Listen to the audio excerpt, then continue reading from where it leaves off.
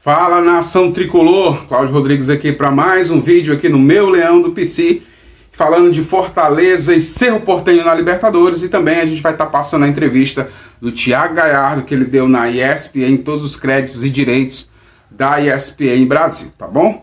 Então vamos lá, vamos falar, mas antes eu peço para você fortalecer aí, deixar o seu like, né, fazer a tua inscrição se você não tiver inscrito, e também você pode comentar aí para garantir mais o engajamento aqui no nosso canal, tá bom? Vamos falar de Fortaleza e Cerro? Vamos lá, o Cerro Porteño chegou ontem, meia-noite, né, de ontem para hoje, no aeroporto de Fortaleza. O time já está em Fortaleza, vai fazer um treinamento hoje, né, e aí o Cerro Porteño tem a questão do goleiro titular deles, o Jean, né, que é dúvida, estava sentindo umas dores aí, e vai ser avaliado hoje para saber se vai poder disputar o jogo contra o Fortaleza ou não. Pode ser uma baixa no Cerro Porteño, o goleiro titular Jean, né, e aí pode vir com o goleiro reserva para essa partida contra o Fortaleza, o Cerro Porteño. Por outro lado, Fortaleza vem com força máxima, inclusive tem as opções de Pikachu e Brits, podem jogar caso o Vojvoda queira. Eu acredito que o Vojvoda não vai alterar a equipe, vai vir com aquela mesma equipe que venceu o Maldonado, Romarinho e Galhardo na frente. E o Fortaleza, hoje à tarde, vai ter a entrevista coletiva do Tite falando desse jogo importante da Libertadores. Muito importante, um jogo decisivo, o primeiro de duas finais para decidir se o Fortaleza vai estar na fase de grupos da Libertadores, tá bom? Vamos agora acompanhar aí a entrevista de Thiago Galhardo na ESPN. Acompanha aqui no meu Leão do PC.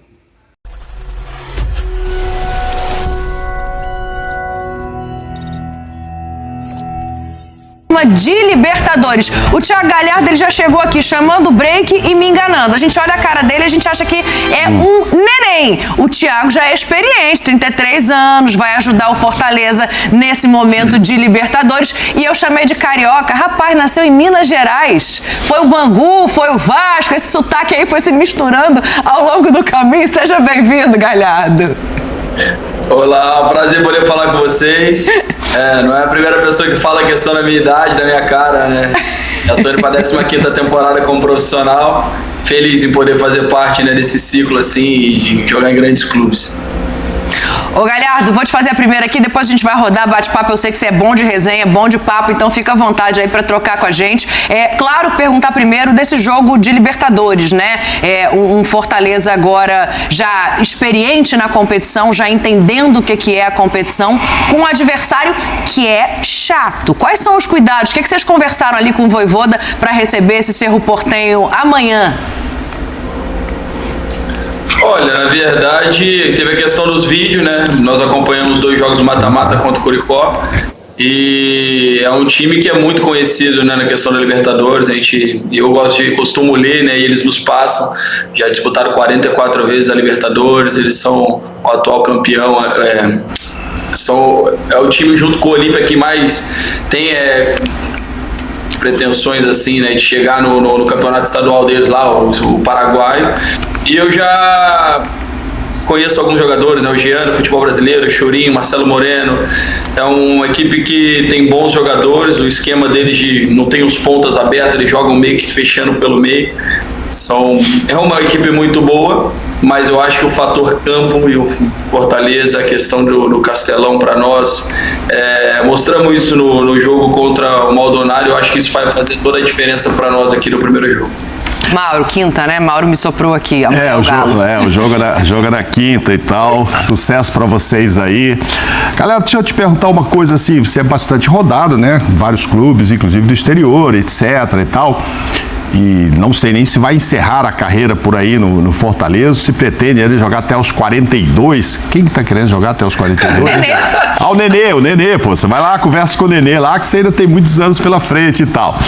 Mas eu queria que você me dissesse sobre o Fortaleza, sobre o clube, sobre a estrutura. Você conheceu times menores, mas conheceu times também maiores, e a gente está sempre elogiando o trabalho que já vem sendo feito aí e tal, e ele podendo contratar, Vojvoda fazendo sucesso, mas o clube consegue segurar e tal. Que impressão você tem dele, do Fortaleza e perto do que você já viu aí pelo mundo? Olha, o clube cresceu muito, né, nos últimos anos, né? Nós treinamos sábado no CT da base, eu não conhecia ainda, e eu vi o espaço que lá tem, né, a estrutura de crescimento que tem e hoje como eles são tratados. E conversando com o nosso fisioterapeuta lá no momento, ele me mostrou as fotos de como era e de como estava. Fortaleza evoluiu muito, começou com o trabalho do Rogério Ceni, que foi brilhante por aqui, principalmente nessa questão extracampo, a questão de crescimento, de transformar o Fortaleza numa coisa maior, que de fato ele conseguiu.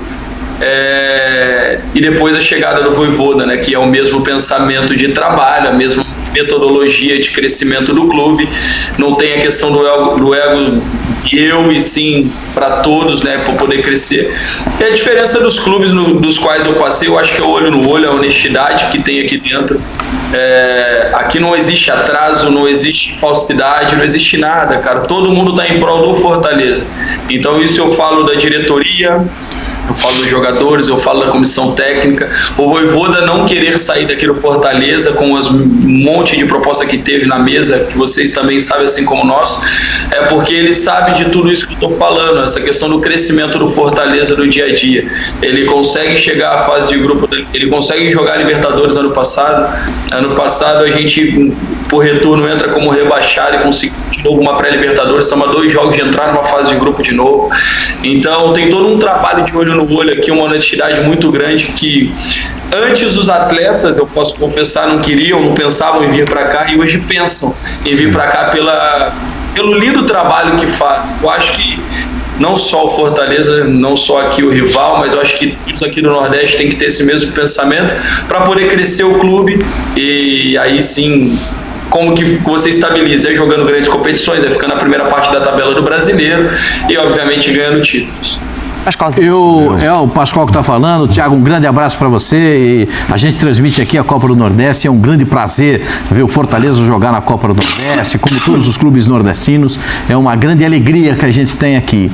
Eu quero fazer 2 perguntas para você. Uma relacionada à Libertadores da América, que a gente transmite tem aqui. O jogo do Fortaleza é esse de quinta-feira. Não pode deixar escapar essa oportunidade, porque jogar lá no Paraguai é osso, jogar lá naquela panela de pressão que eu lá no campo do Cerro Porteño. É osso, primeiro. Segundo, eu como sou muito fã do Hércules, acho um baita jogador, eu sempre falo aqui que ele jogaria nos times do Sul e do Sudeste com absoluta tranquilidade. Você que joga do lado dele pode falar melhor do que eu. Olha, eu vou começar respondendo o Hércules. Eu estava aqui já vendo vocês falarem antes de me chamarem para entrar para o intervalo. Eu concordo com você.